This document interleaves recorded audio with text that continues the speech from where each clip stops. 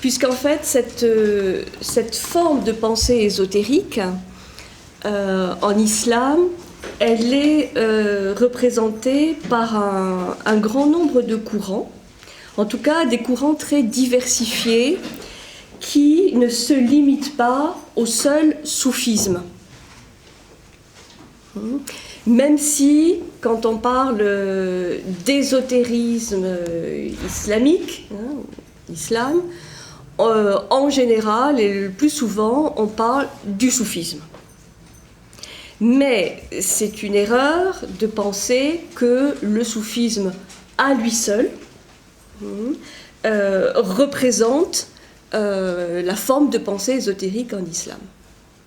Donc nous allons parler de soufisme, bien entendu, mais je vais faire une introduction qui évoque les autres types de courants, les autres formes de courants, où l'on trouve cette forme de pensée ésotérique.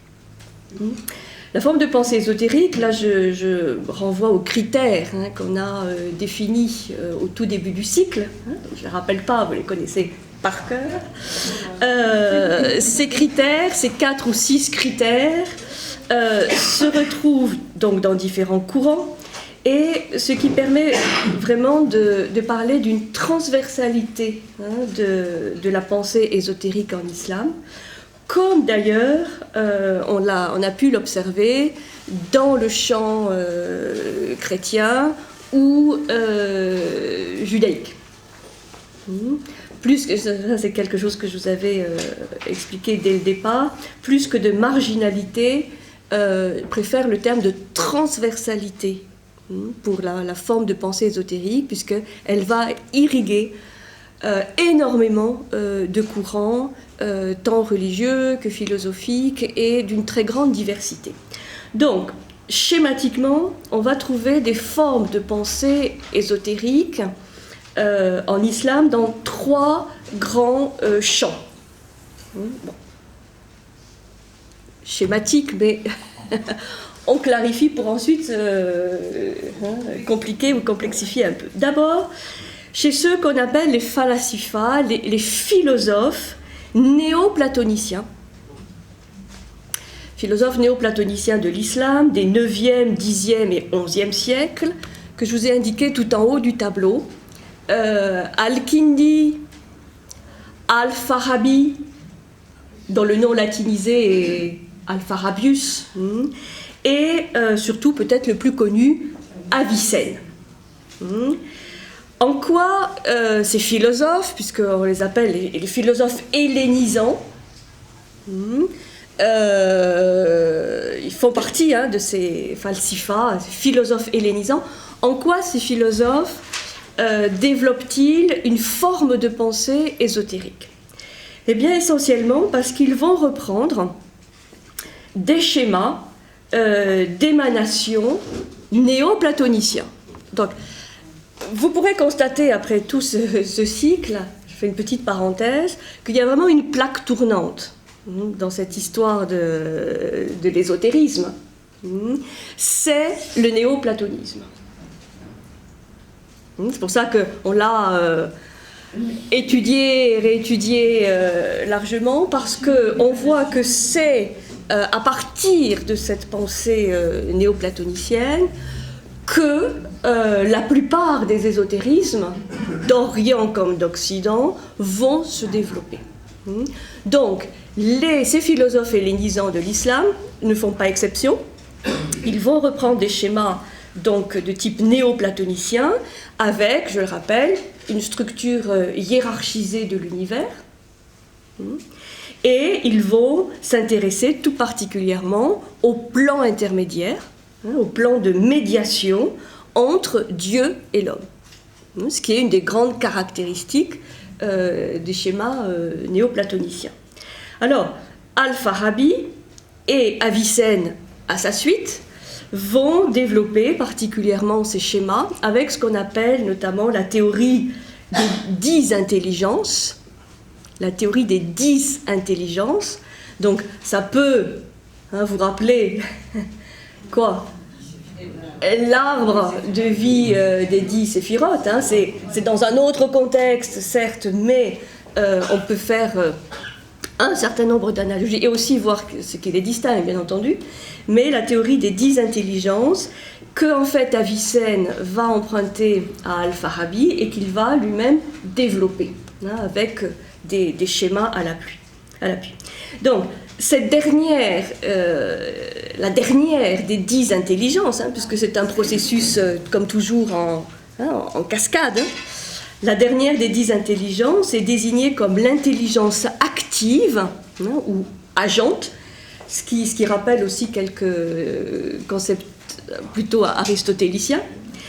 Et cette dernière intelligence, cette 10e, a pour fonction d'illuminer l'intellect passif de l'homme et de fournir des formes au monde concret, au monde manifesté, au monde terrestre. Donc on a tout un processus d'émanation successive où cette 10e intelligence fait un peu pivot entre le monde intelligible, donc des intelligences, et le monde manifesté, concret, sensible. Les philosophes qui vont venir à la suite d'Avicenne vont identifier cette 10e intelligence à l'Esprit Saint, pour certains, et d'autres, puisque dans le Coran, on identifie l'Esprit Saint à l'ange Gabriel, à l'ange de la révolution, de la révélation, révélation. Cet ange Gabriel va donc être associé par certains à cette 10e intelligence. Cet ange Gabriel faisant encore une sorte de charnière, de pivot, de médiateur entre Dieu et les hommes. Et c'est de cette dernière intelligence qu'émane la multitude des âmes humaines. Donc, ça, c'est extrêmement rapidement ce que l'on va trouver chez ces philosophes hellénisants. Donc, ils sont à la charnière entre une pensée grecque, une pensée platonicienne ou néo-platonicienne, aristotélicienne aussi, et puis la spécificité de la révélation coranique. Alors, la vision d'Avicenne va surtout fructifier dans le deuxième grand champ, où on va trouver la forme de pensée ésotérique, qui est le milieu chiite, le chiisme. Alors là, je ne vais pas pouvoir développer l'historique ou la spécificité du chiisme, on l'a fait en d'autres temps, mais rappeler simplement que dans le chiisme iranien, puisque c'est surtout dans cette partie du globe que le chiisme va se développer, on va trouver une forme de pensée ésotérique. Ceci nous est connu de manière assez récente par les fameux travaux de Louis Massignon et surtout au XXe siècle d'Henri Corbin, qui a étudié cette pensée chiite, cette pensée iranienne, et qui l'a fait connaître à l'Occident à la suite de Massignon. Et ça a permis, tous ces travaux ont permis de comprendre le rôle et l'importance décisive de la pensée chiite dans le développement de la pensée ésotérique en islam. Alors, très rapidement, cette pensée chiite, comment peut-on la définir ? Pas d'un point de vue historique, parce que c'est une scission, enfin là je ne reprends pas les éléments qu'on avait vus, mais cette pensée chiite se caractérise essentiellement par l'attente de la manifestation plénière, c'est-à-dire vraiment pleine et entière, de tous les sens cachés, ou de tous les sens spirituels, c'est-à-dire des révélations divines, notamment évidemment de la révélation coranique. Donc, comme s'il y avait dans cette révélation coranique, évidemment quelque chose qui s'est manifesté, mais aussi quelque chose qui reste encore à manifester, à se manifester. Donc, pour le chiisme, il y a encore quelque chose à venir dans cette révélation, ou dans, en tout cas, l'explicitation de cette révélation. Parfois par un animal, parfois... Alors, j'y arrive. Voilà, oui, tout à fait. C'est-à-dire que pour les chiites, Mahomet, le prophète Mahomet, représente bien sûr le sceau, le sceau de la prophétie, le sceau des prophètes. Ça, c'est à ne pas remettre en cause, personne ne le remet en cause, mais pour le chiisme, à la différence du sunnisme, eh bien, dans le chiisme, il est expliqué que le terme final de la prophétie est le terme initial d'un nouveau cycle. C'est-à-dire la prophétie, certes, est close, mais cette clôture ouvre vers un autre cycle qui est le cycle de l'imama ou le cycle des imams qui vont se succéder après Mahomet pour expliciter certains sens cachés, moins évidents, de la révélation coranique. Donc ce qui est très important dans le chiisme, c'est ce qu'on appelle le cycle de l'imama, c'est-à-dire la succession des imams qui vont prendre le relais pour les hommes des prophètes, dont Mahomet représente le dernier, là on est bien d'accord. Mais cette transmission va pouvoir se poursuivre grâce aux imams. Alors, selon les courants, là je ne rentre pas dans les détails, il y en a 6, 7 ou 12, mais il y a toujours ce concept de l'occultation de l'imam ou de l'imam caché. Vous avez sûrement entendu parler, l'imam caché, qui est cet imam à venir du fait de l'occultation à un moment donné de l'imam qui devait succéder aux imams historiques, que ce soit le 7e ou le 12e.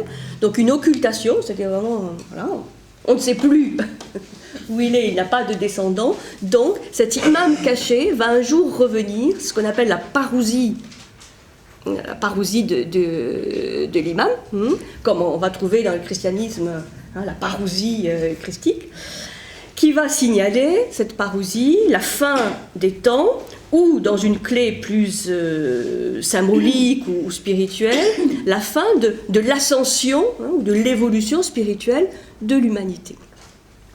Donc, on est bien clair, tout le monde en islam professe que le cycle de la prophétie est clos avec Mahomet, qui est donc le sceau des prophètes, mais pour les chiites, avec cette clôture du cycle de la prophétie, commence le cycle de l'initiation spirituelle, où évidemment ce sont les imams qui vont jouer un rôle essentiel.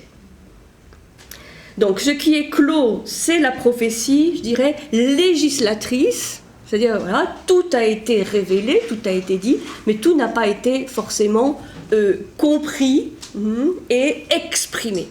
D'où l'importance des imams historiques qui vont se succéder après Mahomet. Donc les imams du chiisme sont les héritiers des prophètes, et chacun des imams va être à son tour ce qu'on appelle le mainteneur du livre, le mainteneur du Coran, la révélation coranique, explicitant et transmettant à ses disciples ce que l'on peut comprendre de cette révélation. C'est pour ça que dans le chiisme, il y a évidemment le critère de la transmission qui est absolument fondamental. Quelles sont les chaînes de transmission authentiques qui vont se mettre en place pour irriguer le moindre fidèle. Donc, le chiisme va développer aussi une forme de pensée ésotérique, de manière évidente, avec notamment ces 3 critères. L'importance des mondes intermédiaires et des médiations, ça, on reprendre aussi des éléments néoplatoniciens, donc ça c'est commun aux philosophes hellénisants et aux chiites, mais aussi, là ils vont vraiment mettre l'accent sur l'expérience de la transmutation, vous vous rappelez que c'est un des 4 critères essentiels de la pensée ésotérique, l'expérience de la transmutation et l'existence d'une chaîne de transmission de maître à disciple. Voilà, donc jamais oublier, quand on parle de l'ésotérisme en islam, jamais oublier le chiisme. Alors, dans son expression historique et classique, et pas dans les manifestations totalement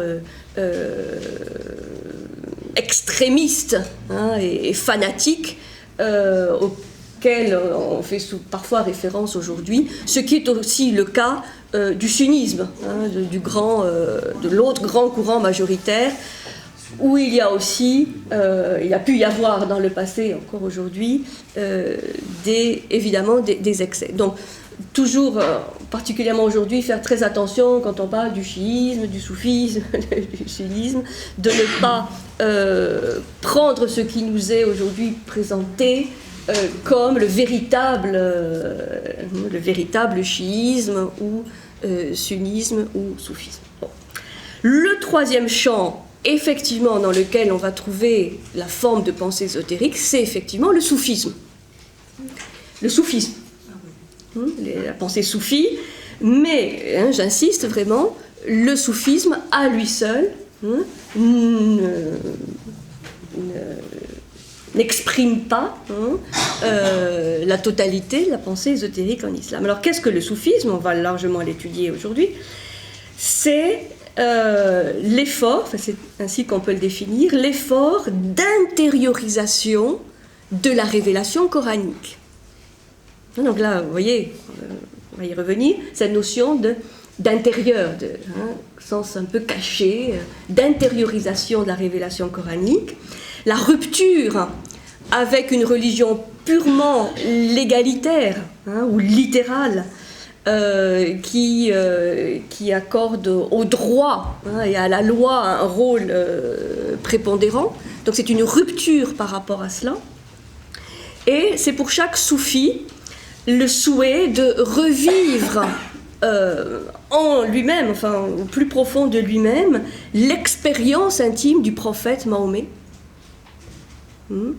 Notamment dans cette fameuse nuit, la nuit qu'on appelle du Miraj, c'est-à-dire où il y a cette ascension du prophète pour recevoir les prescriptions d'Allah. C'est-à-dire, il y a une volonté d'intériorisation et de revivre cette expérience mystique. La dernière fois, on m'avait demandé si Jésus était un mystique. Bon, la même question peut se poser avec le prophète Mahomet. Oui, dans le sens où il y a cette ascension, cette union, cette communion avec la grande expression de Dieu. Donc, c'est cela, le soufisme, c'est une volonté de revivre cette expérience de Mahomet et de prendre un peu de recul ou de distance par rapport à ce qui constitue, on verra, les 5 piliers classiques de l'islam, c'est-à-dire la charia. Alors, ce qui est intéressant à étudier, c'est que le soufisme a été combattu de toutes parts, c'est-à-dire il a été combattu par le sunnisme, ce qui peut assez facilement se comprendre, puisque le sunnisme représente plus ce courant légalitaire de la révélation coranique, mais il a été combattu aussi par le chiisme, avec lequel pourtant il a beaucoup de points communs.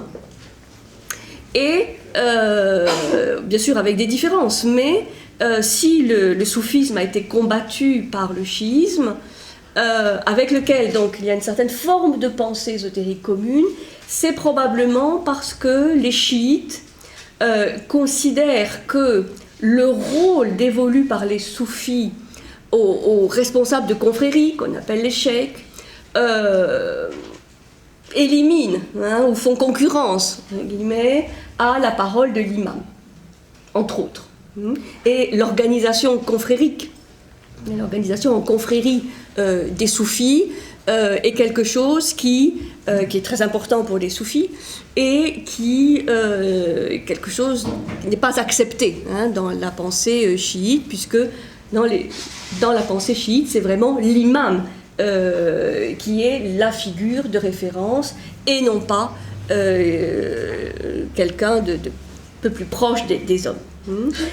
Alors, qu'est-ce qui a fait quand même la grande renommée et la grande réputation du soufisme? Bon, c'est quand même la puissance de cette pensée et aussi des représentants prestigieux qui ont favorisé son rayonnement. Et c'est de ceux-là dont on va parler tout à l'heure. J'en ai choisi 3, c'est les 3 peut-être les plus connus, les plus prestigieux.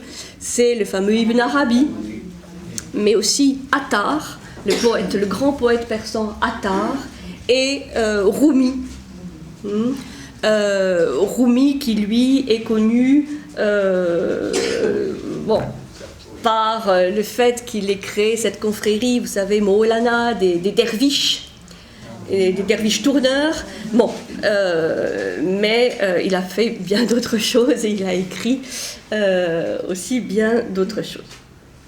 Donc, voilà ce qu'on va étudier aujourd'hui. Alors, avant de rentrer plus dans l'étude du soufisme et de ses représentants, je voudrais vous donner quelques concepts clés de l'ésotérisme musulman que l'on va trouver donc de manière transversale dans ces différents courants ésotériques. J'en ai retenu 3. 3 ensembles de concepts. Le premier, c'est l'opposition de 2 termes. C'est ce que je vous ai noté dans la deuxième ligne. Les notions de zahir et batin. Ça, c'est clé. C'est clé dans l'ésotérisme musulman. Cette opposition de 2 termes. Le terme arabe batin signifie ce qui est intérieur. Batin, B-A-T-I-N. Ce qui est intérieur, ce qui est intime, ce qui est caché. On verra tout à l'heure un peu plus. Et ce concept s'oppose à celui du zahir, qui signifie ce qui est extérieur, ce qui se trouve à la surface des choses. Zahir, donc extérieur, ce qui est évident, ce qui se trouve à la surface, et qui s'oppose à batin, ce qui est plus donc profond, intérieur, caché. Donc,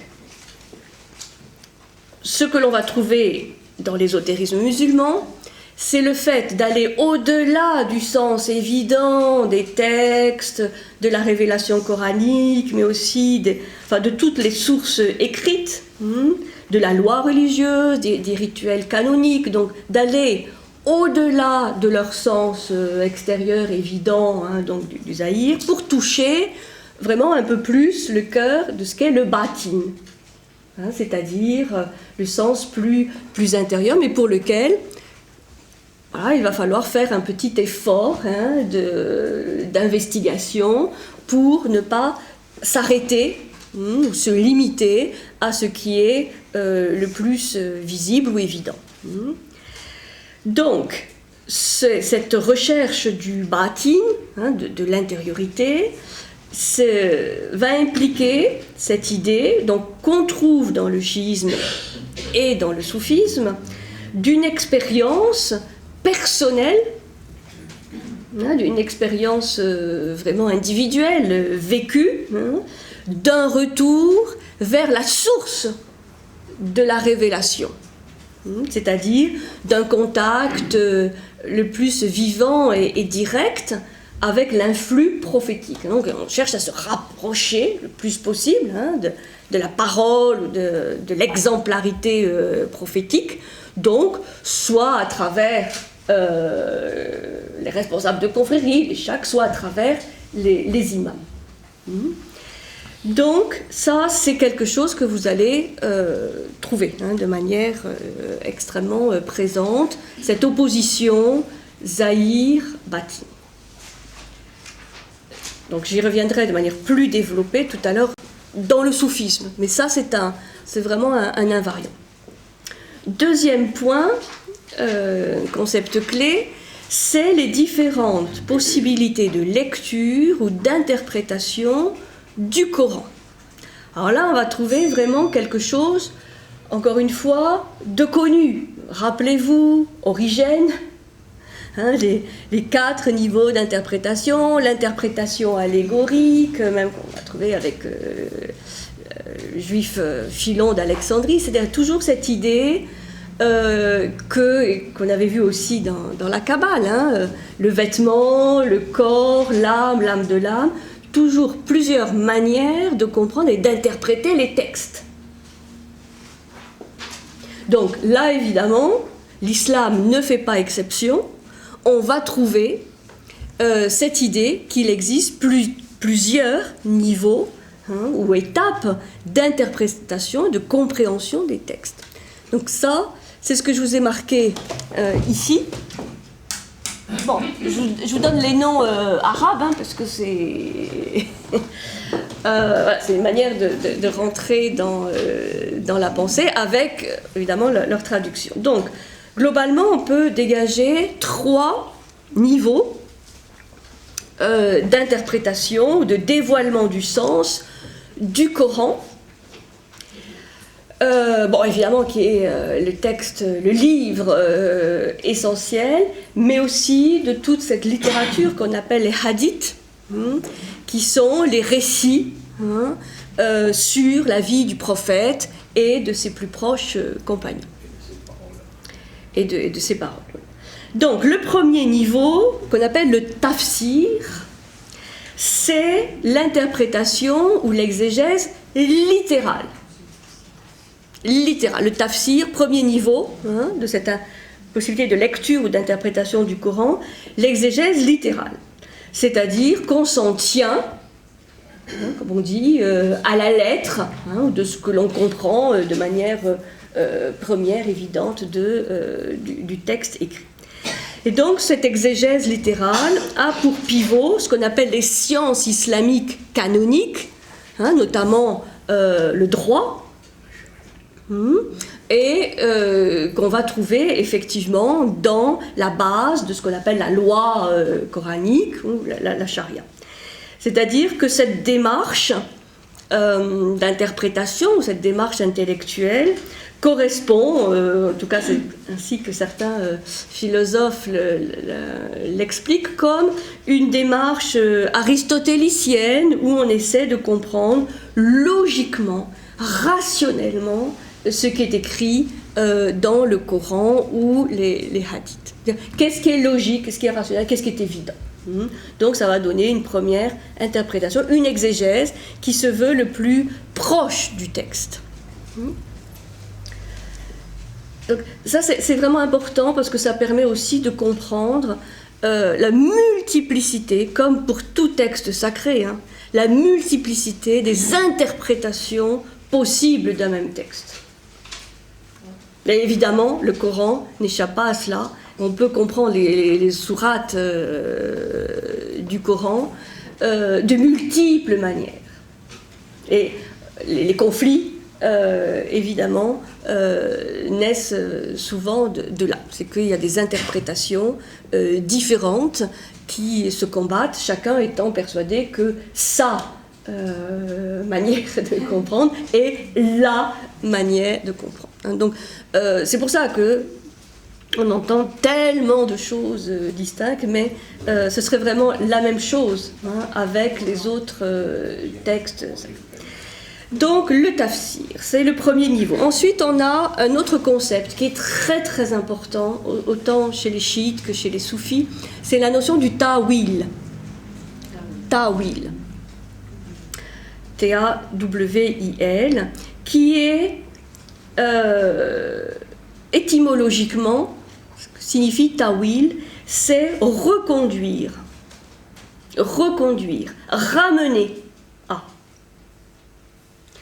Donc, qu'est-ce que ça veut dire ? C'est un deuxième niveau où on peut mettre en relation avec la descente, qui est le processus par lequel le Coran a été révélé à Mahomet. Il y a une sorte de processus où Allah, par l'intercession de l'archange Gabriel, exprime sa parole, donc qui va être écrite. Donc là, il y a un processus d'incarnation, puisqu'on arrive à avoir un texte écrit, processus d'incarnation de la parole divine. Le ta'wil est l'idée que si cette révélation est descendue depuis les mondes subtils et supérieurs, eh bien, il va falloir remonter, c'est-à-dire faire en sorte que cette parole puisse être reconduite, ramenée du monde des hommes au monde supérieur. Donc, c'est cette idée qu'il y a une interprétation plus profonde des textes qui permet de ramener celui qui le fait vers l'origine, vers le sens vraiment originel de l'écrit, c'est-à-dire un sens plus spirituel, plus profond, plus primordial que celui qu'il a pris de par son incarnation et son interprétation par les hommes. Donc ce ta'wil, c'est le retour à une certaine unité. Qu'est-ce qui est essentiel? Quel est le sens, avec vraiment un S majuscule, le sens globalisant, unifiant du texte coranique, au-delà de la multiplicité des expressions et des manifestations de ce texte.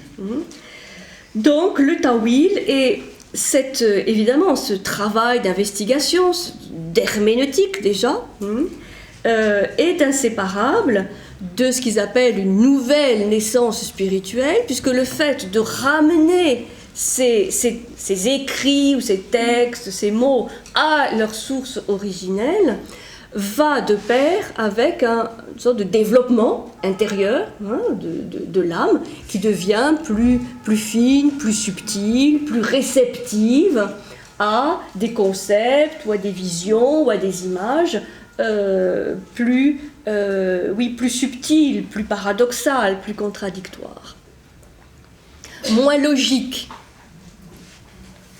moins spécifiquement rationnelles.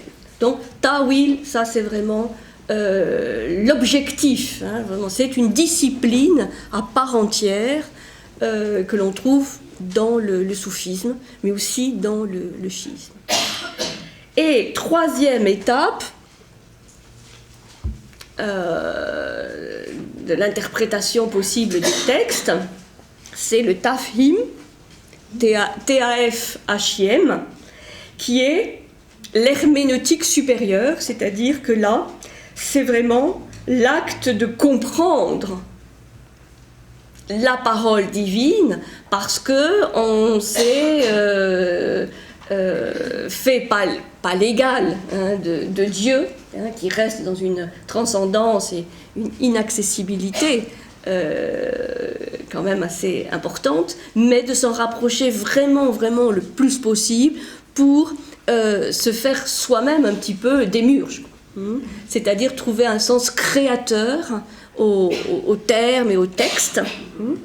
C'est comprendre Dieu, faire un avec lui, par l'élimination de la dualité sujet-objet. C'est-à-dire il n'y a plus le lecteur ou l'être humain en tant que sujet investigant et l'objet de l'investigation, mais ça fait un, il y a une sorte d'union ou de communion qui se passe, et donc l'interprète fait un avec le texte, donc fait un avec celui qui en est à l'origine.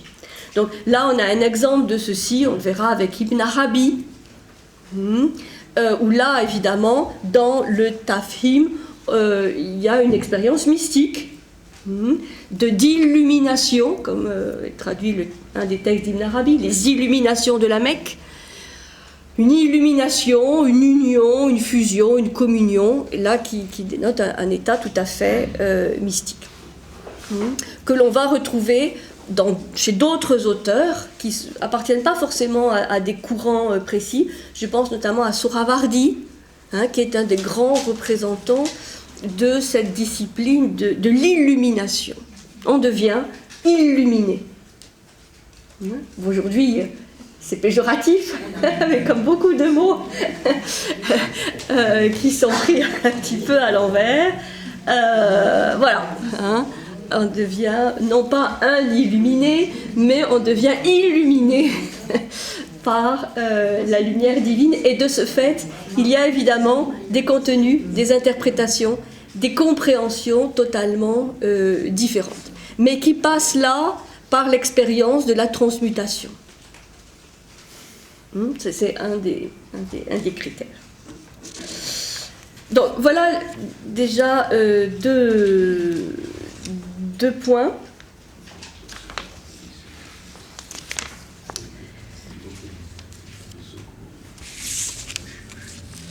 Oui, l'existence du monde imaginal, je vais la garder pour le soufisme. Donc, voilà déjà quelques concepts clés de l'ésotérisme musulman. La notion de zahir et batin, et les 3 niveaux d'interprétation possibles du Coran, tafsir, tawil et tafsir.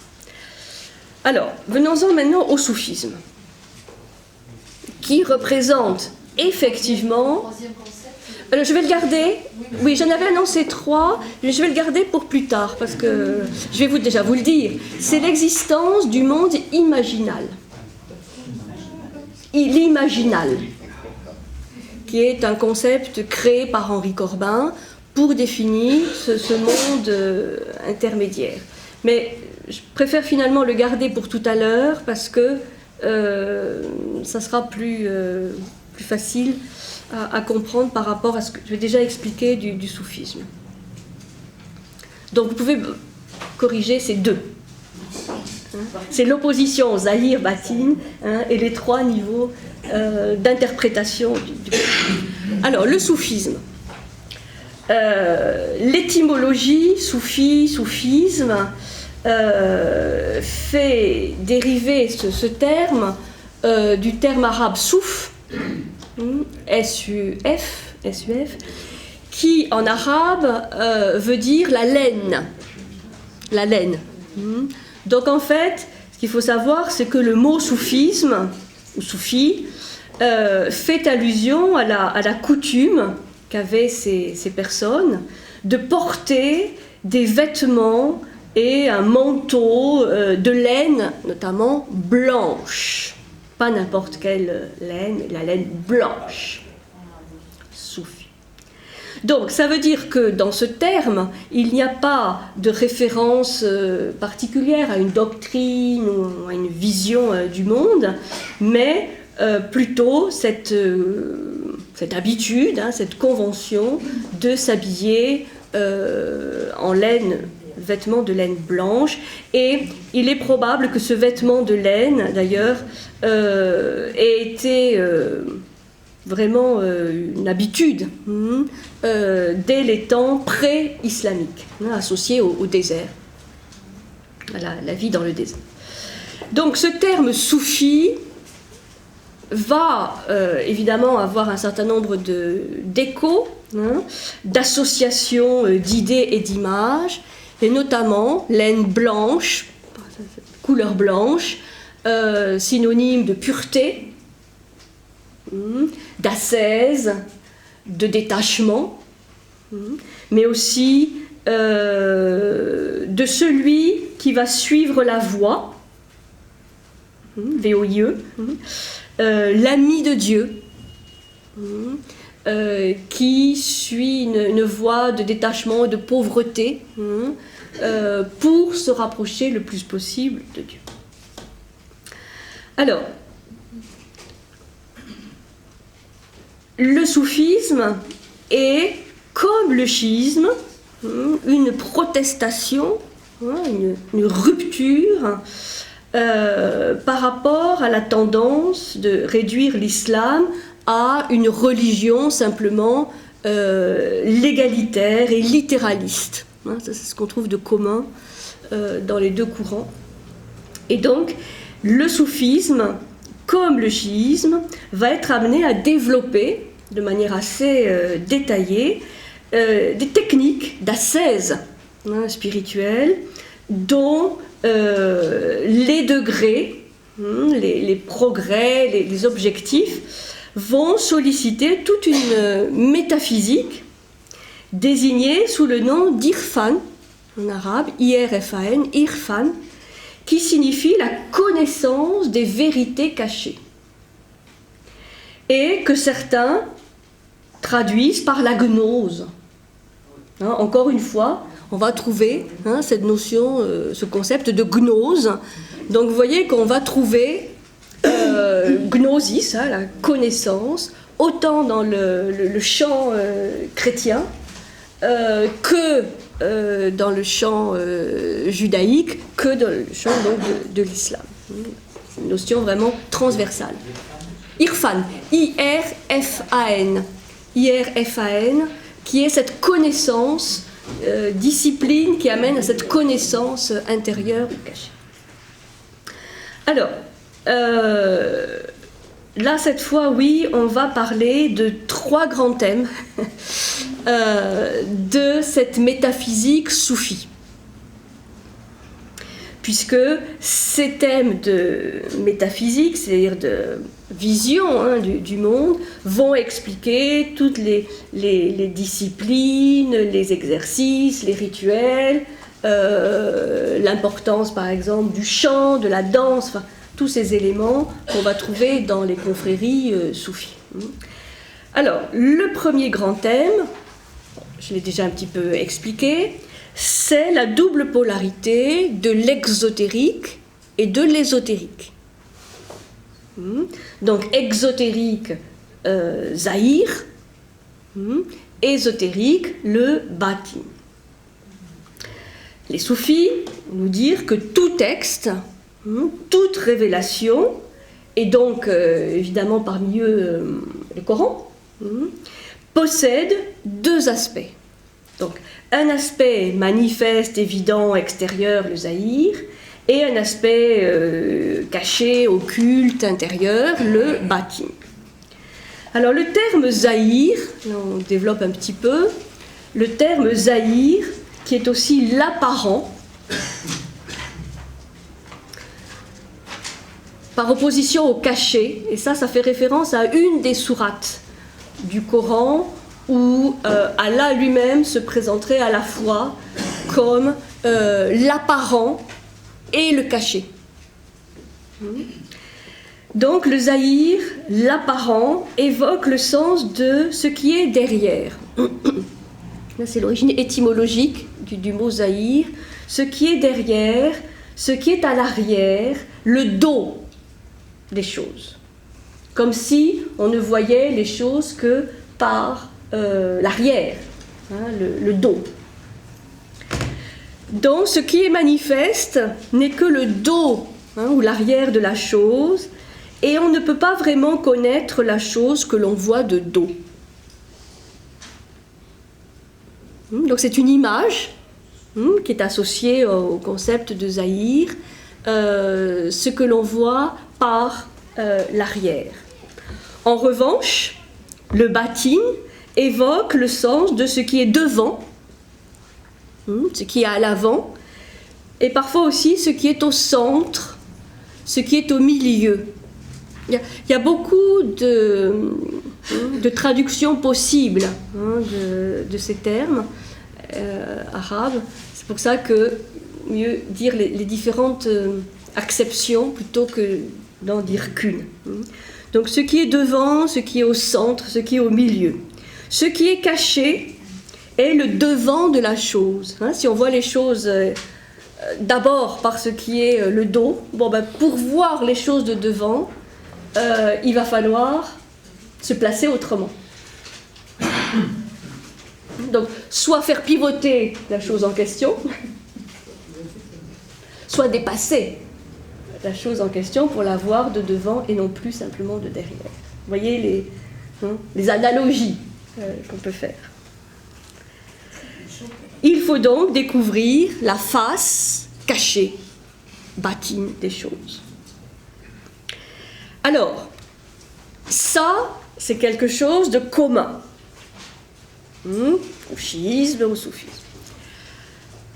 Le soufisme va développer ceci de manière spécifique. Ils vont dire, le zahir, c'est le stade de la charia. C'est-à-dire l'extérieur, le dos, la chose, l'évident, c'est la charia, c'est-à-dire la loi canonique, la religion évidente, c'est-à-dire cette fameuse charia qui se caractérise par le fait d'être fondée par les 5 piliers, ce qu'on appelle les 5 piliers de l'islam, qui sont communément reconnus, qui sont, je le rappelle, la croyance en l'unicité de Dieu. Allah est un, est unique, et Mohammed est son prophète. Donc l'unicité de Dieu. Le deuxième, c'est la pratique du jeûne, le Ramadan. Le troisième, c'est de faire au moins dans sa vie une fois le pèlerinage à la Mecque, avec ce qui est connu aujourd'hui, une fameuse déambulation autour de la Kaaba.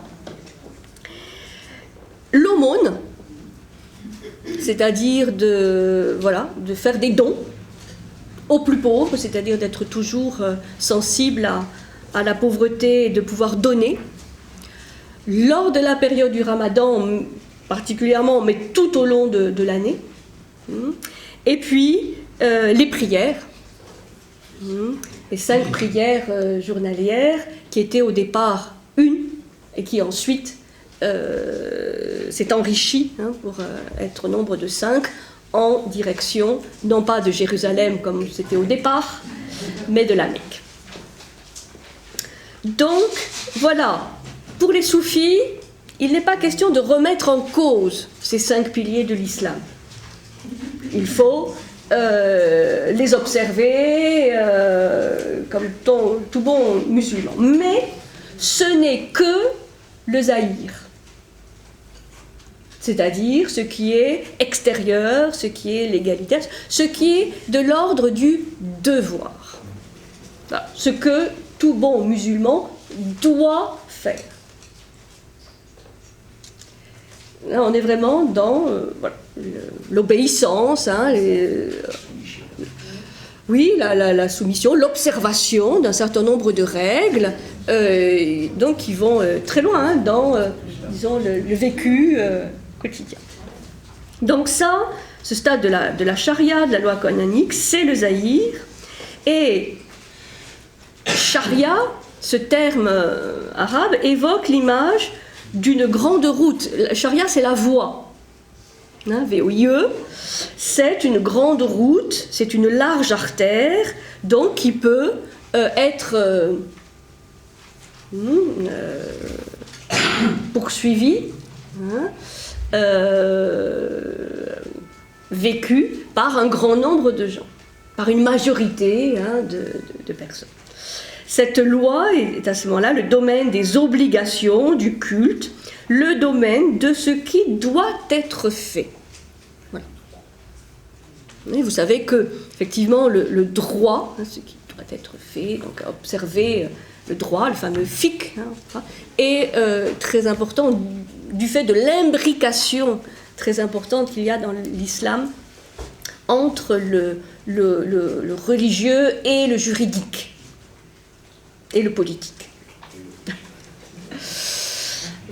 Alors, donc ça c'est un premier point.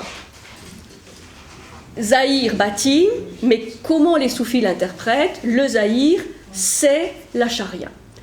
Ce qui nous amène au deuxième grand concept soufi, qui est que, on ne peut pas s'arrêter là, et donc il va y avoir une progression indiquée et demandée aux soufis, c'est ce que je vous ai indiqué en troisième ligne, une progression, Sharia, qui est le point de départ, mais qui n'est pas suffisant. Tarika, c'est la deuxième. Tarika, T-A-R-I-Q-A, Tarika, qui signifie aussi la voie, mais un autre type de voie. Et troisième étape, Hakika. Hakika, qui est H-A-Q-I-Q-A,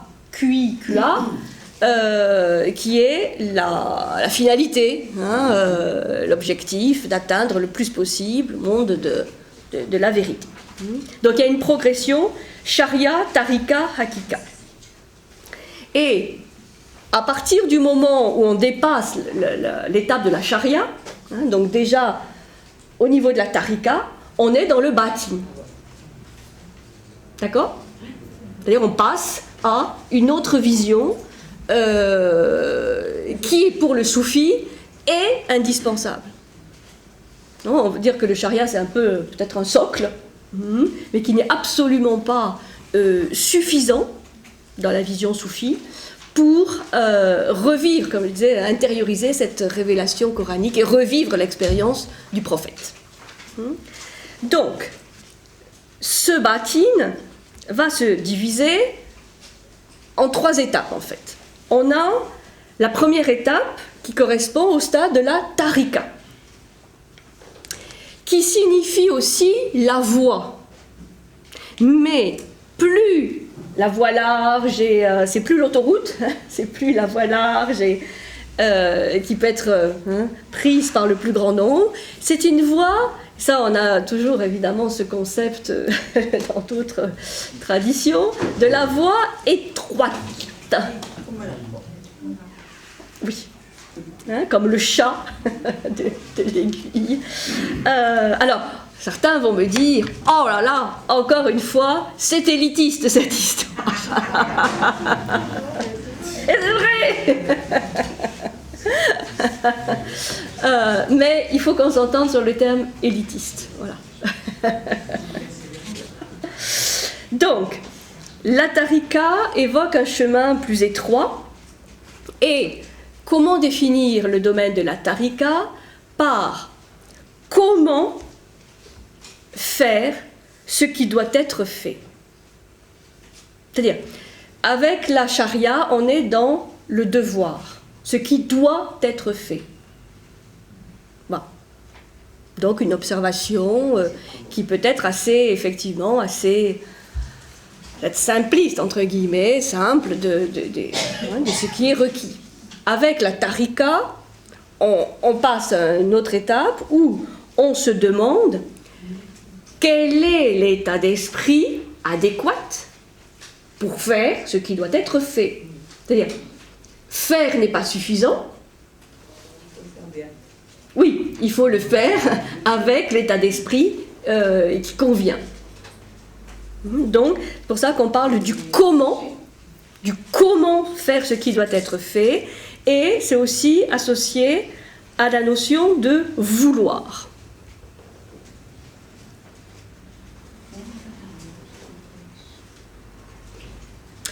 Alors, tarika, ça signifie la voie étroite. C'est aussi un terme que se sont appropriés les soufis pour désigner leur mode d'organisation. C'est-à-dire la tarika, c'est aussi la confrérie soufie. Puisque le soufisme est un courant qui existe encore aujourd'hui, bien entendu. Donc vous avez l'existence d'une multiplicité de confréries.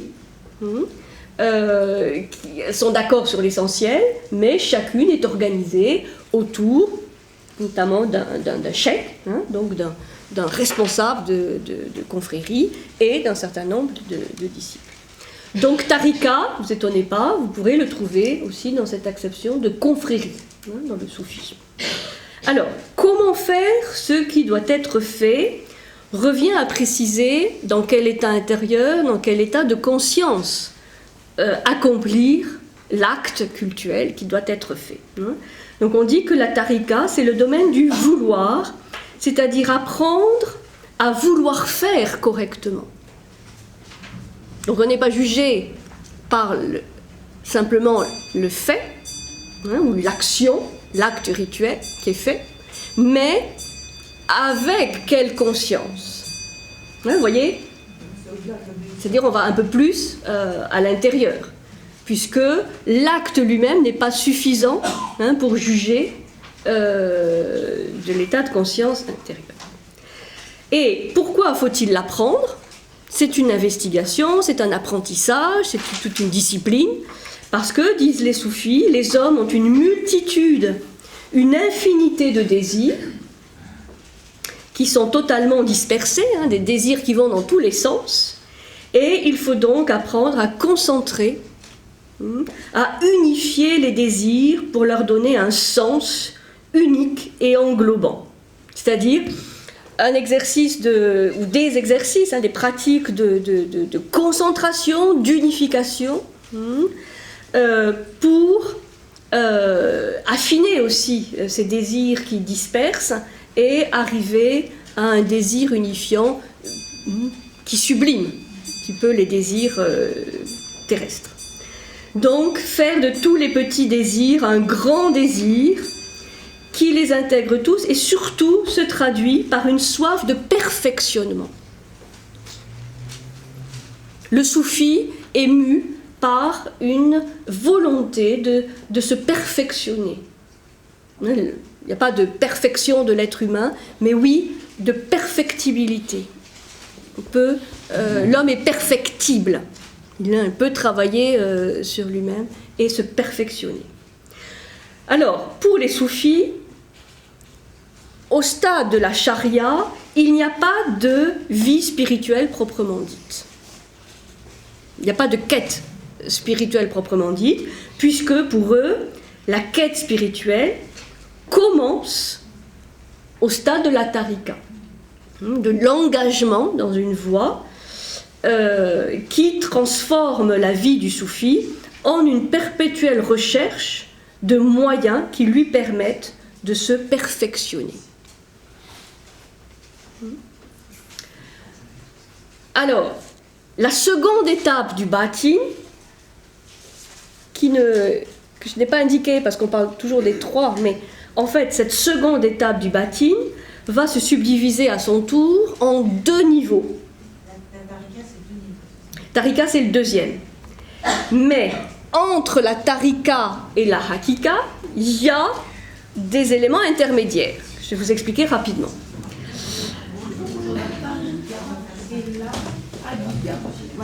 Ici, ça c'est hakika, c'est l'objectif ultime. Mais on ne passe pas d'un coup de la tarika à la hakika, parce que ça serait quand même trop beau. Donc, il y a des étapes intermédiaires qui sont intéressantes à étudier. Le premier niveau de cette étape intermédiaire, c'est celui que les soufis appellent la marifa. Bon, peu importe le nom, ça signifie littéralement connaissance.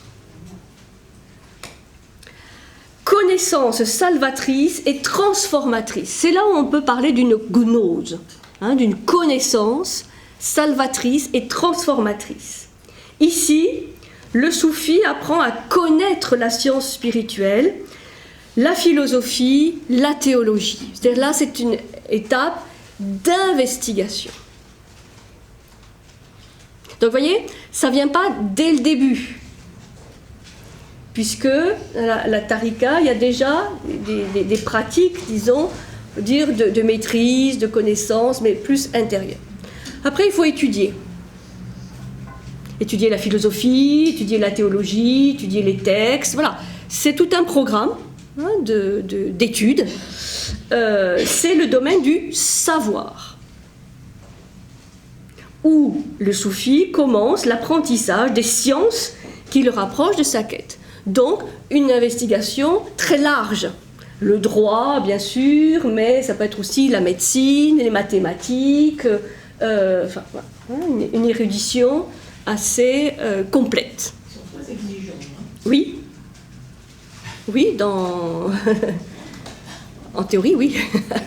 oui.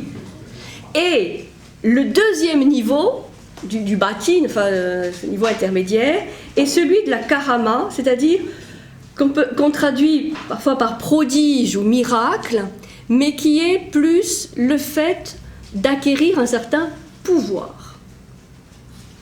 C'est le domaine du pouvoir où le soufi développe une compréhension de plus en plus subtile des lois de la nature et développe des moyens qui l'aident dans sa quête. C'est le développement de pouvoirs intérieurs qui, évidemment, vont l'aider dans sa quête. Des pouvoirs de mémorisation, des pouvoirs de visualisation, des pouvoirs d'imagination. Enfin, c'est pas des pouvoirs bizarroïdes, hein. C'est des pouvoirs intérieurs qui se développent au fur et à mesure de la progression. On a donc, ça c'est vraiment intéressant dans la métaphysique soufie, une progression, vous voyez, de devoir, vouloir, savoir et pouvoir. Et ceci permet d'arriver à la troisième et ultime étape de la vie spirituelle, qui est l'étape de la hakika. Vous voyez, qui est vraiment l'ultime étape, qui est l'étape de la pleine réalisation, hein, c'est-à-dire, là, oui, l'expérience vécue de la vérité, du réel. C'est le maximum des développements, de réalisations auxquels l'homme peut accéder, plus évolué du bâti. C'est l'état donc où on atteint le domaine de l'être, donc non plus de l'apparence, mais de l'essence des choses. Domaine de l'être, c'est l'état de l'union des contraires, de la coïncidence des opposés, dans le sens de l'être absolu. Donc c'est là où il peut y avoir ce vécu de l'union, de l'unicité, puisque un des piliers de l'islam, l'unicité du divin, l'unicité d'Allah. Bon, mais là, ce n'est plus simplement une croyance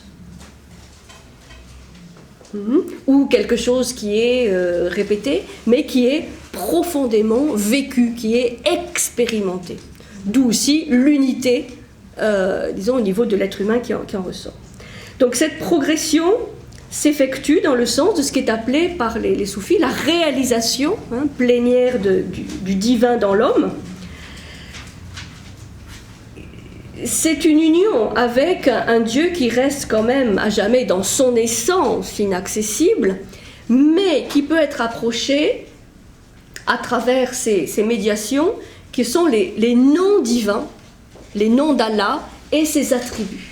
C'est pour ça que dans le soufisme, on va attacher beaucoup d'importance à cette notion de nom divin, les 99 noms d'Allah, mais aussi ses attributs, dire comment, quels sont les outils que Allah possède, puisque c'est avec ses noms ou avec ses attributs que le soufi va fusionner, va s'unir, et non pas avec Allah lui-même en tant qu'essence qui, elle, est de toute façon transcendante. Donc le chercheur devient lui-même l'objet et le but de sa quête, puisque, comme je disais tout à l'heure, il y a une annihilation de la frontière entre le sujet et l'objet. Alors, il y a un troisième concept, là je vais le garder pour après la pause, qui est cette notion du monde imaginal. Donc, bien pour le soufisme, vous avez ces notions de zahir et batin, mais qu'ils comprennent vraiment d'une certaine manière par rapport à la charia, la progression, charia, tarika, hakika. Et le troisième grand concept, c'est celui donc, qui a été créé par Henri Corbin lorsqu'il a étudié le chiisme, mais aussi qu'on trouve dans le soufisme, qui est la notion du monde imaginal. Donc on va prendre quelques forces. On attaque. Le troisième.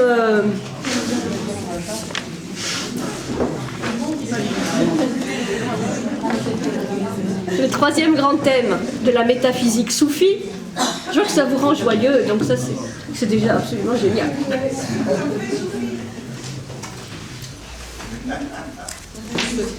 Alors, l'existence du monde imaginal. Alors ça, je vais vous en parler longuement parce que j'aime bien.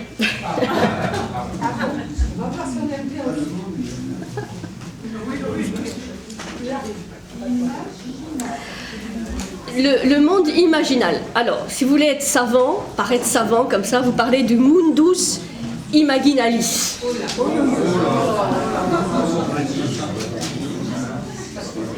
Ça se complique.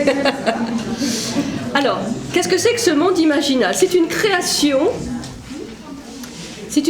conceptuelle due au philosophe français Henri Corbin, qui était à la recherche d'un terme pour définir cet intermonde, hein, ce monde intermédiaire entre le monde intelligible et le monde sensible, hein, et qui ne voulait pas employer le terme d'imagination du fait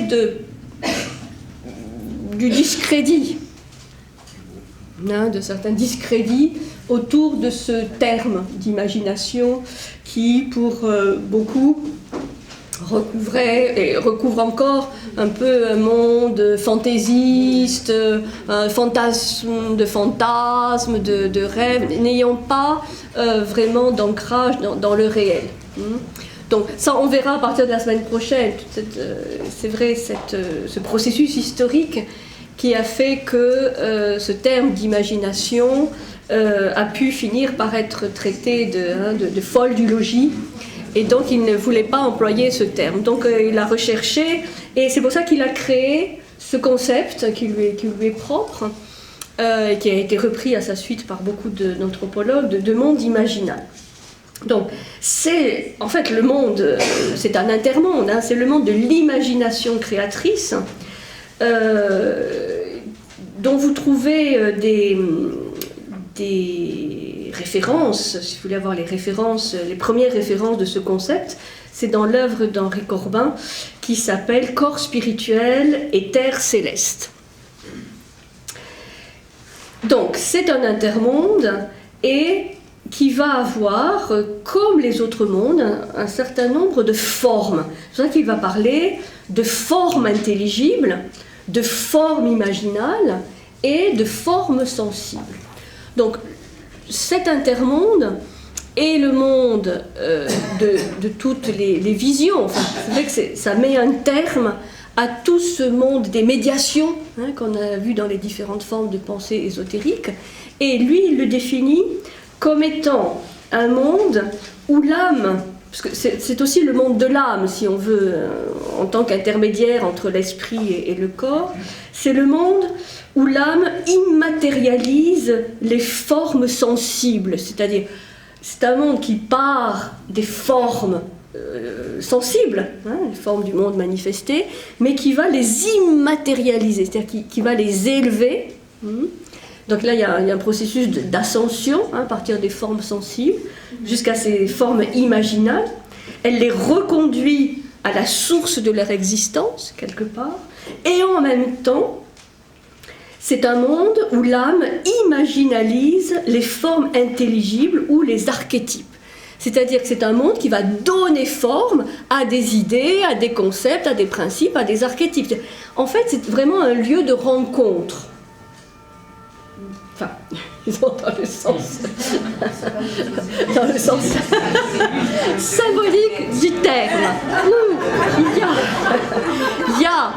C'est un lieu où se rencontre un mouvement ascensionnel qui part du sensible mais qui va immatérialiser les formes sensibles, c'est-à-dire leur enlever de la matière, de la densité, de l'obscurité pour les rendre plus lumineuses, mais aussi un lieu où va se rencontrer le mouvement descendant, depuis les idées, les concepts, les archétypes, toutes ces formes intelligibles pour leur donner un aspect plus concret. Et c'est dans ce monde qu'on va trouver toutes les visions, toute l'angélologie, les anges, les chérubins, les séraphins, vous vous rappelez, hein, toutes ces hiérarchies intermédiaires, de visions, d'entités, mais aussi de théophanie, c'est-à-dire d'irruption, hein, ou d'apparition du sacré. C'est dans le cadre, hein, dans le contexte de ce monde imaginal que tout ça va se passer.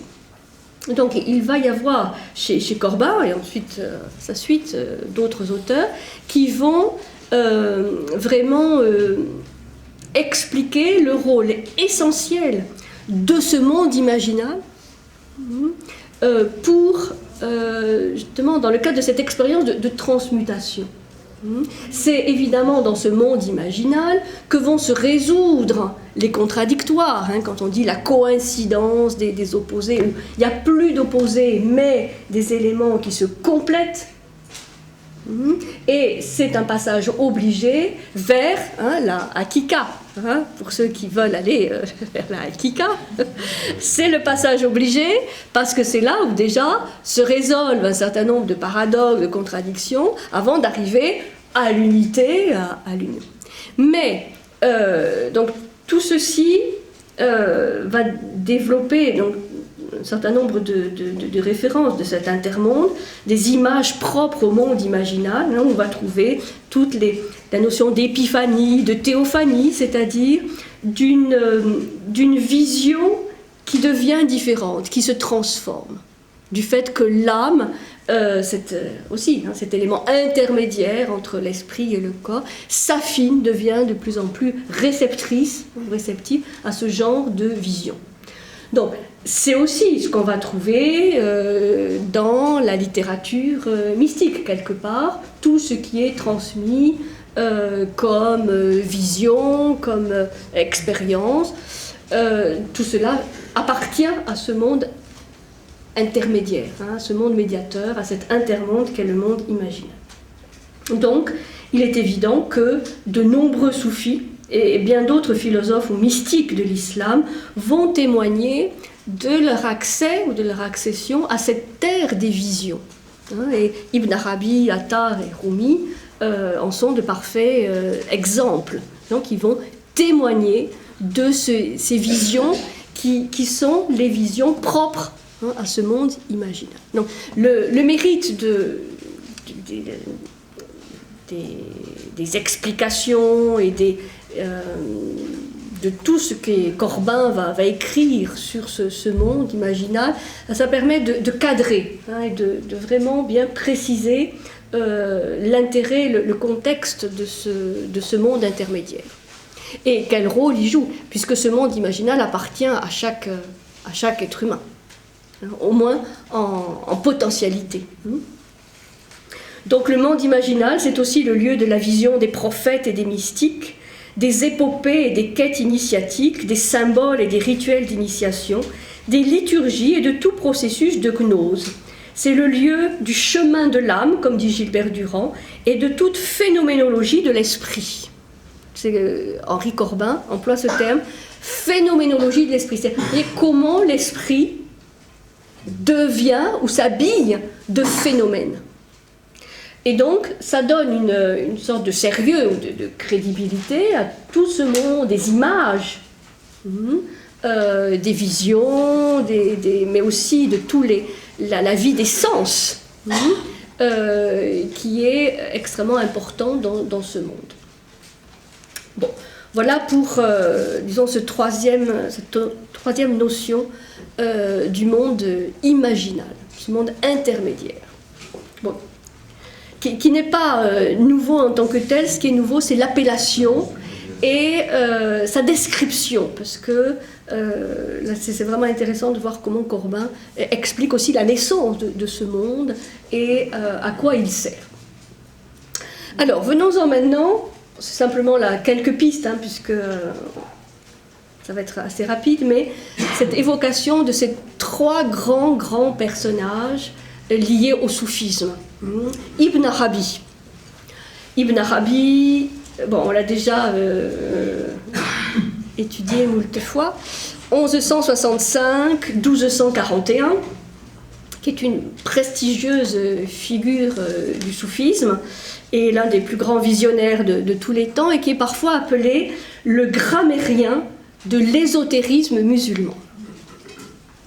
Le grammairien de l'ésotérisme musulman, c'est-à-dire c'est lui qui va apporter un certain nombre de fondements, notamment par rapport à la langue arabe, d'un certain nombre de clés de textes, notamment du Coran aussi. Bon, là, vous voyez, c'est un petit rapprochement avec ce qu'on a pu étudier dans la Kabbale.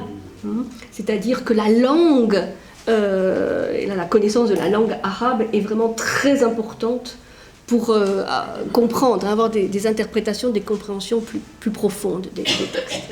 On l'appelle aussi le platonicien par excellence, Ibn Aflatoun, dans le sens où il est un des représentants, effectivement, dans cette Espagne du XIIe siècle, du courant platonicien, ou néo-platonicien, en opposition avec le courant aristotélicien représenté par Averroès. Il est né en Espagne. Il est né en Espagne et en fait il va acquérir la culture musulmane classique et puis il va avoir une rencontre très particulière quand il avait à peu près 20 ans qui va lui demander d'entendre l'appel du ciel. Donc voilà, c'est un appel à plus d'ouverture, à plus d'universalité. Et à l'époque en Espagne, c'est pas évident de vivre ceci, donc il va quitter l'Espagne en 1202. Il va quitter l'Espagne, il va quitter le Maghreb aussi, où il séjourne un petit peu, pour le Proche-Orient. Et ensuite commence une grande aventure de 40 ans dans l'Orient musulman. Il reste 2 ans à la Mecque, plongé dans de profondes méditations, ce qui va donner cet ouvrage Les Illuminations de la Mecque, qui est un de ses principaux ouvrages. Et puis ensuite il va aller à Bagdad, à Mossoul, jusqu'en Anatolie. Et il terminera sa vie en Syrie, à Damas, où il est d'ailleurs enterré. Alors, ses œuvres sont extrêmement nombreuses. On en a recensé entre 600 et un petit millier. Et les 3 ouvrages les plus connus d'Ibn Arabi, c'est le livre des conquêtes spirituelles de la Mecque ou le livre des illuminations de la Mecque, plusieurs traductions possibles, le livre des théophanies divines et le livre des gemmes de la sagesse, les gemmes, les pierres précieuses de la sagesse. Alors je voulais simplement vous lire peut-être un petit texte d'Ibn Arabi. Vous en avez énormément évidemment à disposition. Là je me réfère à cette anthologie du soufisme qui est très bien faite d'Eva de Vitré-Meyerovitch, qui est la personne qui a fait connaître à l'Occident le poète Rumi, entre autres. Et donc là il y a une sélection de textes, j'en choisis un petit, d'Ibn Arabi, sur une thématique qui est très fréquente dans le soufisme, qui est l'image du miroir.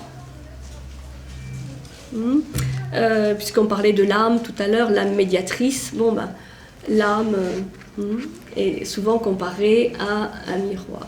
Alors, c'est lequel que je voulais vous lire? Le monde est miroir, mais d'Ibn Arabi, c'est le symbole du miroir. L'essence ne se révèle que sous la forme de la prédisposition de l'individu qui reçoit cette révélation.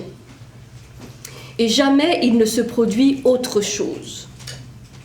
Dès lors, le sujet recevant la révélation essentielle ne verra que sa propre forme dans le miroir de Dieu.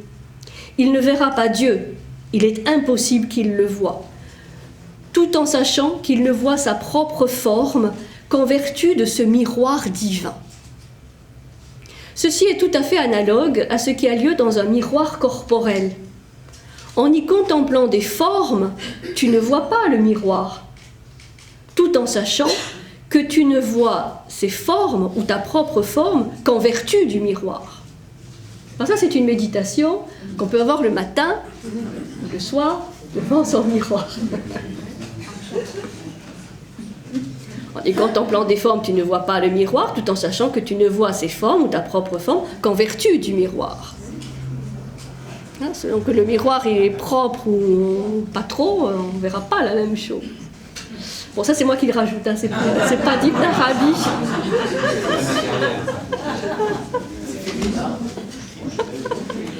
Ce phénomène, Dieu l'a manifesté comme symbole particulièrement approprié à sa révélation. essentiel pour que celui à qui il se révèle sache qu'il ne le voit pas. Il n'existe pas de symbole plus direct et plus conforme à la contemplation et à la révélation dont il s'agit. Tâche donc toi-même de voir le corps du miroir, tout en regardant la forme qui s'y reflète. Vous voyez, cette idée, je fais une petite parenthèse, que dans ce monde imaginal, il y a des oppositions qui n'ont plus lieu d'être, qui se résolvent. Le concret et l'abstrait se rejoignent. Oui, oui. Tu ne le verras jamais en même temps.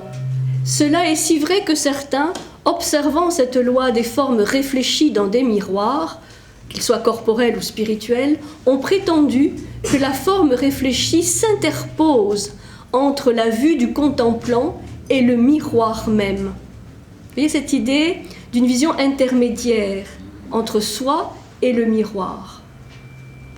C'est là ce qu'ils ont saisi de plus haut dans le domaine de la connaissance spirituelle. Mais en réalité, la chose est telle que nous venons de le dire, à savoir que la forme réfléchie ne cache pas essentiellement le miroir, mais que celui-ci la manifeste. C'est-à-dire, c'est l'idée d'un miroir qui cache et révèle en même temps.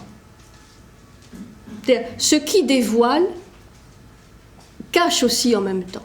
C'est pour ça que c'est paradoxal. Et pour le miroir de l'âme, c'est pareil. C'est à la fois quelque chose qui dévoile, donc qui permet un accès à, mais qui est aussi un élément intermédiaire. Donc c'est toujours, par rapport au monde imaginal, à cet intermonde, c'est un monde paradoxal parce qu'il voile et dévoile en même temps. Hein, comme vous prenez un fleuve, une rivière, qu'est-ce qu'elle fait cette rivière? Elle sépare les deux rives, mais en même temps elle les relie. Ben oui. Ben oui. C'est évident. Évident, mon cher Watson, mais il peut y avoir de profondes méditations quand on est sur le fleuve. On relie ou on sépare. Et on fait les deux. Bon, ça aussi c'est un petit ajout qui n'est pas ibn arabesque. Dieu est donc le miroir dans lequel tu te vois toi-même comme tu es son miroir dans lequel il contemple ses noms. Alors, ça vous permet de comprendre pourquoi les soufis se sont fait des ennemis. Parce que dire que tu es son miroir dans lequel il contemple ses noms, ça a été compris par certains comme une sorte d'abaissement du divin. Puisque si Dieu a besoin de l'homme pour contempler ses noms, Dieu n'est pas infini, n'est pas absolu, n'est pas tout-puissant. Insupportable. Et ça, c'est une des critiques à travers toujours les formes d'ésotérisme qu'on étudie. Une des grandes critiques qui est exprimée à l'instar de ces pensées, c'est que ça peut donner trop d'importance et de pouvoir à l'homme, à la créature, vis-à-vis du Créateur. Et pour ceux qui défendent une vision toute puissante, inaccessible, totalement transcendante de l'être humain, cette gnose est gênante, puisque c'est pas que l'homme devient l'égal de Dieu, mais il peut vraiment s'en rapprocher. Il peut vraiment dialoguer, communiquer avec le divin, j'insiste, pas d'égal à égal, mais en s'en rapprochant vraiment beaucoup. Et ça dérange ceux qui sont des intermédiaires entre Dieu et l'homme. Ça peut aussi déranger soit une vision plus exclusive de la transcendance, soit certains de ces intermédiaires. Ouais. Ouais. Enfin, là, ça peut. Ouais. Or, ceux-ci ne sont rien d'autre que lui-même. Bon, c'est ainsi que termine ce texte d'Ibn Arabi. Or, ceux-ci ne sont rien d'autre que lui-même. C'est les noms divins. Donc là aussi, il y a plus qu'une analogie entre les noms divins et Dieu lui-même. Quelque part, là, dans cette vision soufie ou d'Ibn Arabi, Dieu est quand même accessible. Donc là, il y a quand même une sorte de relativisation de l'inaccessibilité du divin. Voilà, bon, il y a beaucoup évidemment d'autres textes. Je vous conseille, si vous voulez avoir une bonne approche d'Ibn Arabi, les conquêtes spirituelles ou les illuminations de la Mecque, c'est tout ce qu'il a écrit pendant son séjour de 2 ans à la Mecque. Ensuite, nous avons Faridoddin Attar. Enfin, ensuite, c'est pas vraiment ensuite, parce qu'en fait, Attar vient même avant. Hein, vous voyez, Ibn Arabi au niveau des dates. Mais je préférais parler de Attar et Rumi ensuite, puisque quelque part ils se ressemblent un peu. Donc Attar, c'est 1119-1190. Alors là, on rentre avec Attar et ensuite avec Rumi chez des grands figures de la Perse. Ce sont des poètes persans. Et donc Attar, illustre poète persan donc, du XIIe siècle. Donc vous voyez aussi à travers ce voyage que l'on fait, l'importance du XIIe, XIIIe siècle. Vous voyez, vous avez vraiment des périodes comme ça. On a vu évidemment dans l'Antiquité l'importance des 7e, 6e siècle, 5e siècle avant Jésus-Christ. Il se passe vraiment beaucoup de choses. Mais là, de nouveau, cette période 11e, 12e, 13e, elle est extrêmement importante pour tout le bassin méditerranéen et au-delà, pour tout ce qui est philosophie et théologie. Donc, Attar va décrire une expérience aussi personnelle, mais qui lui semble concerner la condition humaine tout entière, qui va à la quête de la profondeur de son âme. Il va vivre pratiquement toute sa vie dans le Khorasan, qui est l'actuel Afghanistan. Il va composer une grande œuvre en prose, le Mémorial des Amis de Dieu, où il va compiler ou raconter les dits et faits et les gestes de 70 personnalités soufis. Donc là, si on veut avoir des références par rapport à des personnalités soufis, on peut lire cet ouvrage.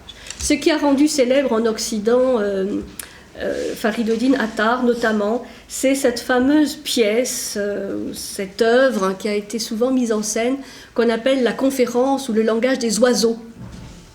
Vous avez peut-être entendu parler, parce qu'il y a pas mal de mises en scène théâtrales de ce langage des oiseaux, qui est un poème où il va reprendre une thématique qu'Avicenne avait déjà développée, la thématique de l'oiseau comme symbole de l'âme, qui part en quête, qui part en voyage, et qui part à la recherche de son roi, c'est-à-dire de la source originelle. Et donc Attar va écrire un très très beau poème où il va accentuer ce caractère initiatique du récit d'Avicenne, et c'est ce fameux donc conférence des oiseaux. Alors, si vous avez 5 minutes, oui, je vais vous lire un petit peu le résumé de cette pièce, parce que ce poème qui est vraiment très très beau et qui est assez connu. C'est toute la recherche ou la quête du simorgue, S-I-M-O-R-G-H, simorgue, qui est l'oiseau, mais qui va être évidemment le symbole de l'âme humaine. Alors, voilà, un peu le résumé de ce langage des oiseaux. Les oiseaux du monde se réunirent tous, tant ceux qui sont connus que ceux qui sont inconnus, et ils tinrent alors entre eux ce langage. Il n'y a pas dans le monde de pays sans roi. Comment se fait-il cependant que le pays des oiseaux en soit privé ? Il ne faut pas que cet état de choses dure plus longtemps. Nous devons joindre nos efforts et aller à la recherche d'un roi car il n'y a pas de bonne administration dans un pays sans roi. Ils partent donc à la recherche du simorgue, l'oiseau fabuleux, symbole du roi, c'est-à-dire aussi de Dieu. Après avoir essuyé beaucoup d'épreuves et franchi les 7 vallées, ces 7 vallées qui sont les vallées de la quête, de l'amour, de la connaissance, du détachement, de l'unité, de l'émerveillement et enfin de l'annihilation. Donc 7 vallées, 7 étapes. Après avoir franchi les 7 vallées du moi qui les séparent de leur but, ils parviennent enfin au terme de leur pèlerinage. Mais ils ne sont plus que 30 oiseaux. Et en persan, 30 oiseaux, ça se dit simorgue. C'est dans ce jeu de mots qu'est la pointe de l'apologue. C'est-à-dire, bon, là il y a vraiment, par rapport à la langue persane, un petit clin d'œil. 30 ils sont. Nous voulons être anéantis. En fait, c'est un voyage, un voyage héroïque, un voyage initiatique. Évidemment, il y a des oiseaux qui meurent au fur et à mesure du voyage. Et il n'en reste donc plus que 30 à la fin de l'histoire. Oui, à l'envers. Nous voulons être anéantis par le feu, dirent les oiseaux. Le chambellan de la grâce vint leur ouvrir la porte, puis il ouvrit encore 100 rideaux, les uns après les autres. Vous voyez, cette idée de rideau, de voile. Alors un monde nouveau se présenta sans voile à ces oiseaux. La plus vive lumière éclaira cette manifestation. Tous s'assirent sur le masnad, sur le trône de la proximité, sur la banquette de la majesté et de la gloire. On mit devant eux un écrit en leur disant de le lire jusqu'au bout. Or, cet écrit devait leur faire connaître par allégorie leur état désolé. Ils y trouvèrent complètement consigné tout ce qu'ils avaient fait. L'âme de ces oiseaux s'anéantit entièrement de crainte et de honte. Lorsqu'ils furent ainsi tout à fait purifiés et dégagés de toutes choses, ils trouvèrent tous une nouvelle vie dans la lumière du simorgue. Ils devinrent ainsi de nouveaux serviteurs et furent une seconde fois plongés dans la stupéfaction. Tout ce qu'ils avaient pu faire anciennement fut purifié et même effacé de leur cœur. Le soleil de la proximité darda sur eux ses rayons et leur âme en fut resplendissante. Alors, dans le reflet de leur visage, ces 30 oiseaux, simorgues, mondains, contemplèrent la face du simorgue spirituel. Ils se hâtèrent de regarder ce simorgue, et ils s'assurèrent qu'il n'était autre que simorgue. Tous tombèrent alors dans la stupéfaction.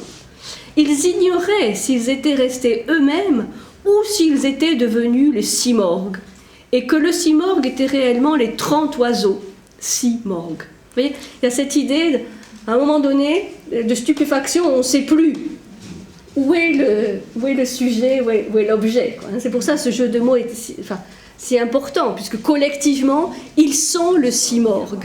Mais il y a toujours ce doute. Lorsqu'ils regardaient du côté de Simorgue, ils voyaient bien que c'était le simorgue qui était en cet endroit. Et s'ils portaient leur regard vers eux-mêmes, ils voyaient qu'eux-mêmes étaient le simorgue.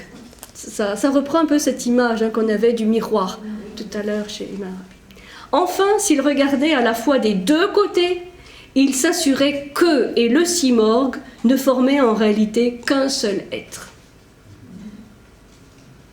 Ce seul être était simorgue et simorgue était cet être.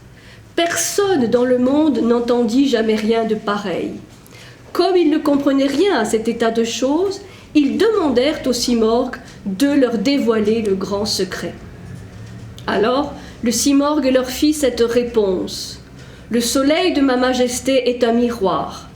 Celui qui veut se voit dedans. Il y voit son âme et son corps, il s'y voit tout entier. Quoique vous soyez extrêmement changés, vous vous voyez vous-même, comme vous étiez auparavant. Tout ce que tu as su ou vu n'est ni ce que tu as su, ni ce que tu as vu. Et ce que tu as dit ou entendu n'est pas non plus cela. Lorsque vous avez franchi les vallées du chemin spirituel, lorsque vous avez fait de bonnes œuvres, vous n'avez agi que par mon action. et vous avez pu ainsi voir la vallée de mon essence et de mes perfections. Anéantissez-vous donc en moi glorieusement et délicieusement, afin de vous retrouver vous-même en moi. Les oiseaux s'anéantirent en effet à la fin pour toujours dans le simorgue. L'ombre se perdit dans le soleil, et voilà tout. Voilà, un petit peu résumé de ce très beau poème en langue persane de Fariduddin Attar, l'ultime étape sur la voie. Vous voyez, c'est une manière, donc évidemment imagée, allégorique, de voir un peu ce processus de la hakika, comment le soi se dissout dans l'ultime soi, sans qu'il y ait perte du soi. C'est ça qui est assez subtil dans ces récits. Bon,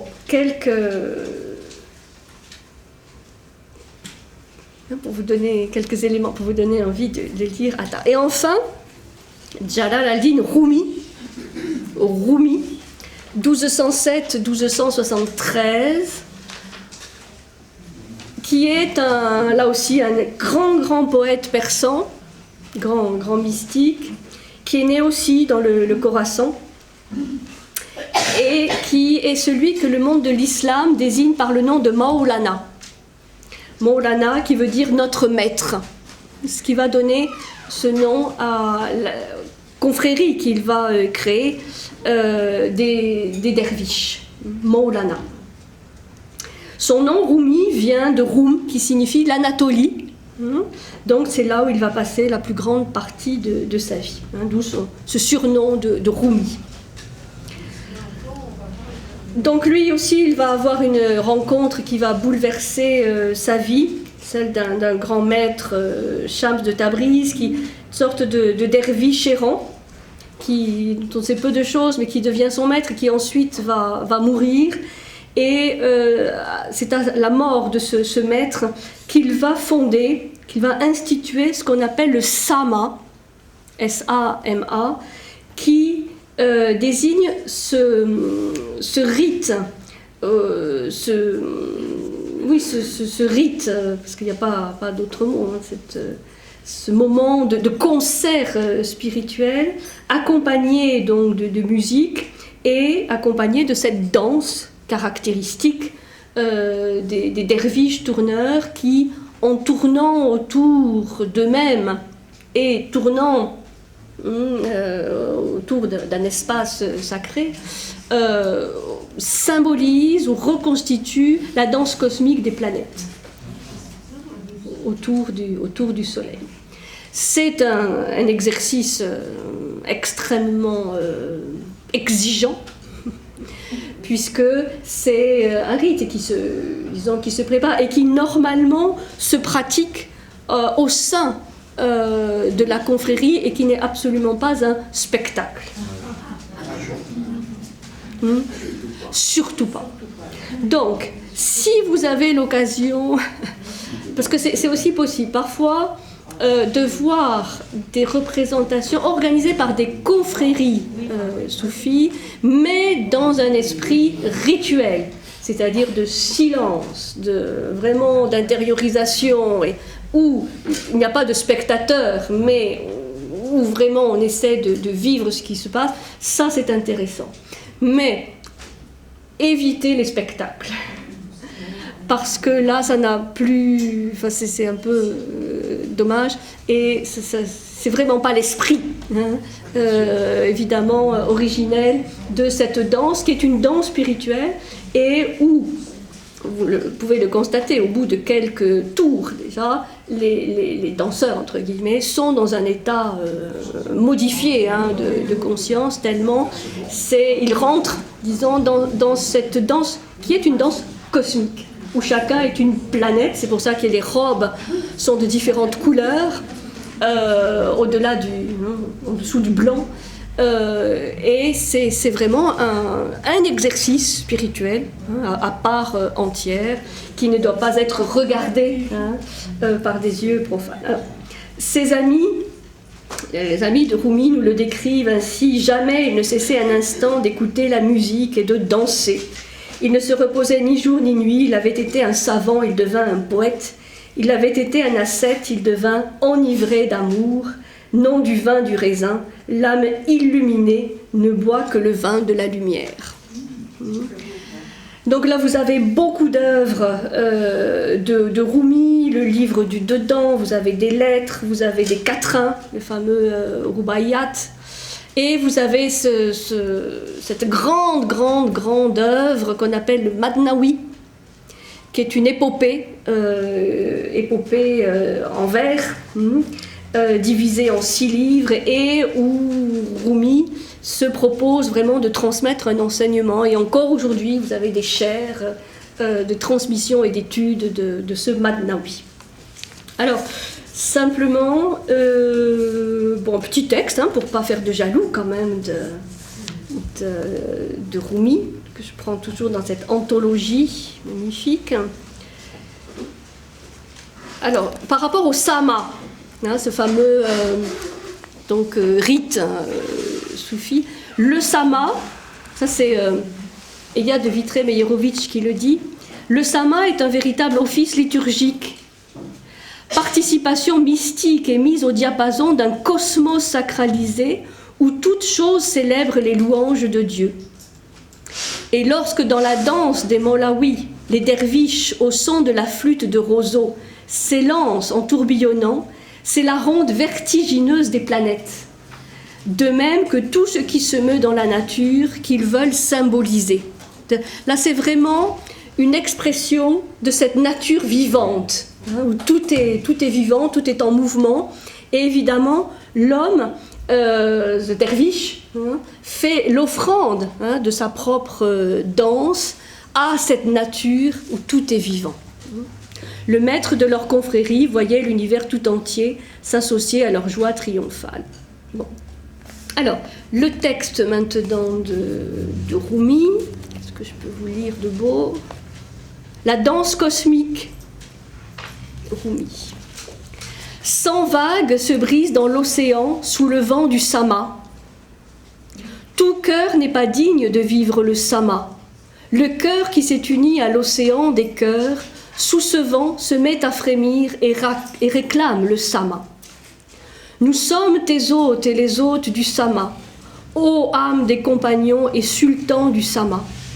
Tu es l'océan de la douceur et la mine du sama, que soit ornée pour toi la cour du sama. Ô jour, lève-toi, des atomes dansent, les âmes éperdues d'extase dansent, à l'oreille je te dirai où l'entraîne la danse. Tous les atomes qui peuplent l'air et le désert, sache bien qu'ils sont épris comme nous et que chaque atome heureux ou malheureux est étourdi par le soleil de l'âme universelle. Donc ça, c'est un des poèmes qu'on trouve dans le Rubaiyat.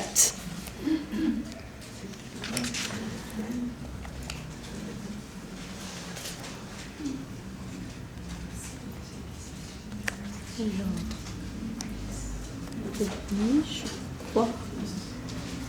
Voilà, un dernier de Rumi. Allez, un petit dernier. Une image de la paix. Le sama est la paix pour l'âme des vivants. Celui qui sait cela possède la paix de l'âme. Celui qui désire qu'on l'éveille, c'est celui qui dormait au sein du jardin. Mais pour celui qui dort dans la prison, être éveillé n'est pour lui que dommage. Assiste au sama, là où se trouve une noce, non pas lors d'un deuil, en un lieu de lamentation. Celui qui ne connaît pas sa propre essence, celui aux yeux de qui est cachée cette beauté pareille à la lune.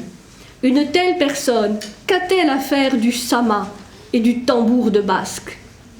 Le sama est fait pour l'union avec le bien-aimé. Ceux qui ont le visage tourné vers le Qibla, pour eux, c'est le sama de ce monde et de l'autre. Et plus encore ce cercle de danseurs dans le sama qui tournent et ont au milieu d'eux leur propre Kaaba. Je pense à la circumambulation autour de la Kaaba. En fait, la Kaaba est aussi une notion intérieure. Si tu désires la mine de douceur, c'est là qu'elle se trouve, et si tu te satisfais d'une miette de sucre, le don en est gratuit. Donc ça, c'est dans les odes mystiques qui ont été traduites par Eva de Vitré-Meyerovitch, qui est celle qui a vraiment traduit et fait connaître Rumi à l'Occident. Et encore aujourd'hui, il est encore bien connu. Pour dire que les confréries soufis existent encore de nos jours. Là, c'est un ésotérisme vivant qui continue d'exister. Et on ne les persécute pas? Elles sont tolérées. Voilà. Elles sont tolérées. Elles sont tolérées. Voilà, disons qu'on n'est plus dans les... Parce que, disons, là, on n'a pas fait l'histoire du chiisme ou du soufisme, mais il y a eu beaucoup de luttes extrêmement sanglantes. Beaucoup d'assassinats, beaucoup de meurtres. Disons que... Oui, mais disons, l'enjeu était à l'époque un petit peu différent. Et donc, Halaj, beaucoup de ces grands poètes mystiques ont été persécutés. Disons qu'aujourd'hui, oui, elles sont, on va dire, tolérées. Oui, vous trouvez les coordonnées, ils ont des revues, enfin, disons qu'il y a... Voilà, évidemment, c'est un petit peu différent de ce qui existe.